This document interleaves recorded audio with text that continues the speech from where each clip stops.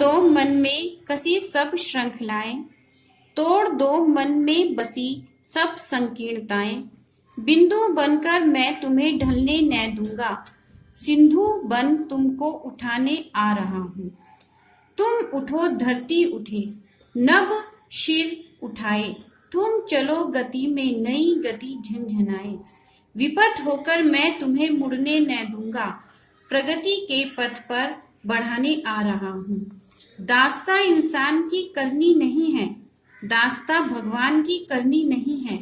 वंदना में मैं तुम्हें झुकने न दूंगा, वंदनीय तुमको बनाने आ रहा हूँ। कुछ अर्थ देखिए। श्रृंखलाएं जिनका अर्थ है कड़िया, संकीर्णताएं तुच्छ विचार, शिर मस्तक, विपथ पूरा रास्ता, प्रगति उन्नति, दास्ता गुलामी, वंदनीय पूजा करने योग्य। कवि कहता है,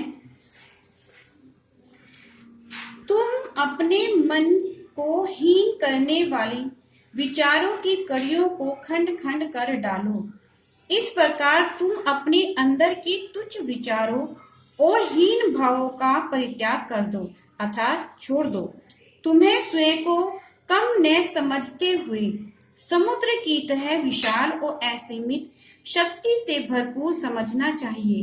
अगर तुम ऐसा नहीं समझते हो तो मैं तुम्हें ऐसा समझाने के भावों को तुम्हारे अंदर से जगाऊंगा।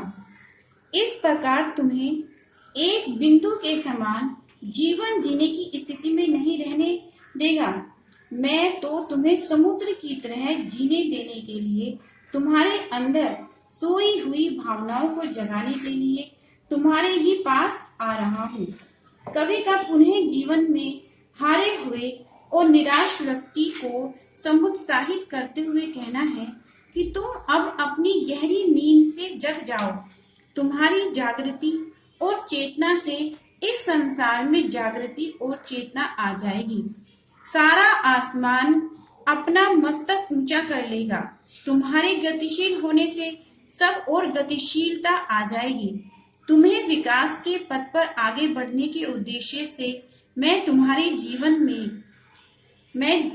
जीवन में हारने नहीं दूंगा। इस प्रकार मैं तुम्हें विकास के रास्ते पर निरंतर बढ़ाने के उद्देश्य से तुम्हारे पास ही आ रहा हूँ। मैं तुम्हें मनुष्य की गुलामी नहीं करने दूंगा। मैं तुम्हें किसी के सामने झुकने नहीं दूंगा। मैं तुमको ही वंदनीय बनाने आ रहा हूँ, अर्थात तुमको पूजनीय बनाने आ रहा हूँ।